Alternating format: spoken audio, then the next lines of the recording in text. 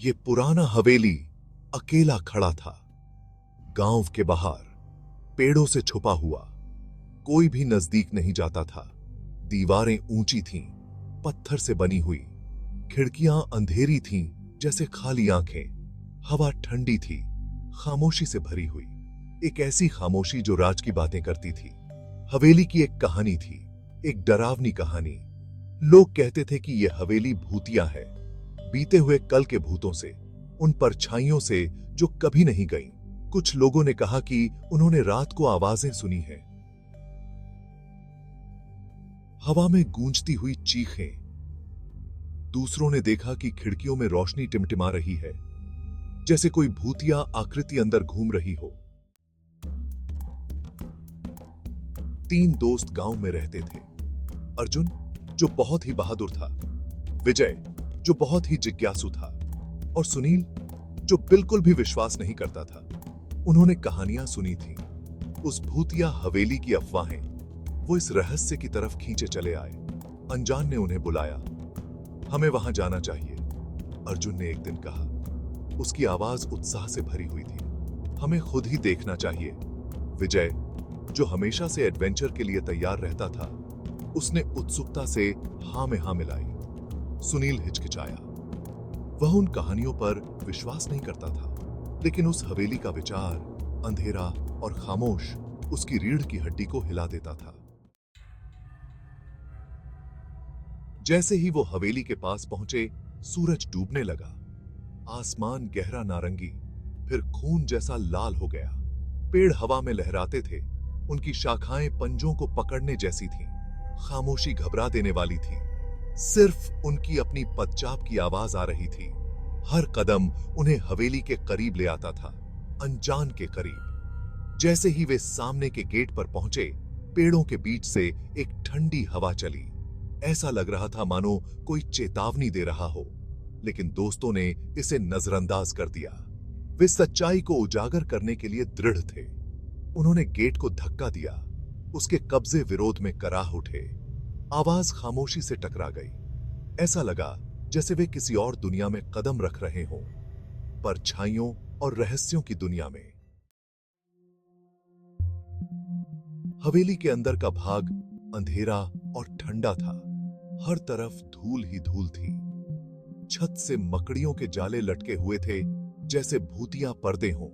हवा भारी थी, सड़न की गंध से भरी हुई थी। वे धीरे धीरे चले। लकड़ी के फर्श पर उनकी पदचाप गूंज रही थी। वे जिस भी कमरे में दाखिल होते थे, वह एक जैसा ही था, खाली, शांत, भुला दिया। फिर वे एक दरवाजे पर आए। एक भारी लकड़ी का दरवाजा, पूरी तरह से बंद। यह एक लंबे दालान के अंत में था। दालान घर के बाकी हिस्सों की तुलना में अधिक गहरा था, जैसे अंधेरा वहां केंद्रित था। दरवाजा अलग था। यह गलत लगा, जैसे इसे नहीं खोला जाना चाहिए, जैसे कोई उसकी रखवाली कर रहा हो। कुछ काला और अनदेखा। तुम्हें क्या लगता है इसके पीछे क्या है? विजय ने फुसफुसाते हुए कहा। उसकी आवाज मुश्किल से सुनाई दे रही थी। पता लगाने का एक ही तरीका है, अर्जुन ने कहा। वह आगे बढ़ा। उसका हाथ दरवाजे के हैंडल तक पहुंचा। सुनील को डर का एहसास हुआ। शायद हमें चले जाना चाहिए, उसने कहा। यह गलत लग रहा है, लेकिन बहुत देर हो चुकी थी। अर्जुन पहले ही दरवाजे का हैंडल पकड़ चुका था। उसने उसे धीरे से घुमाया। ताले के टूटने की आवाज दालान में गूंज उठी। दरवाजा चरमराता हुआ खुल गया। हवा का एक ठंडा झोंका बाहर की ओर आया, जिससे उनका लालटेन बुझ गया। वे अंधेरे में डूब गए। एक ऐसा अंधेरा जो इतना घना था कि ऐसा लग रहा था जैसे जिंदा दफना दिया गया हो।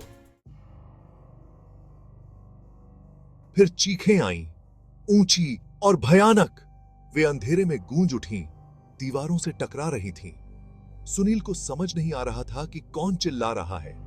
वह बस इतना जानता था कि वह अपने जीवन में इतना डरा हुआ कभी नहीं था। वह पीछे हटा, अंधेरे में किसी चीज से टकरा गया। वह बुरी तरह गिर पड़ा।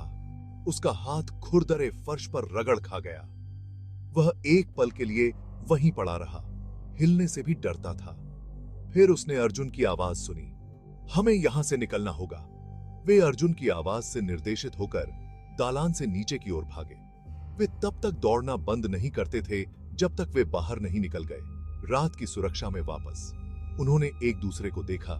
चांदनी में उनके चेहरे पीले पड़ गए थे और तभी उन्होंने देखा, उनमें से प्रत्येक की छाती पर 2 काले निशान थे।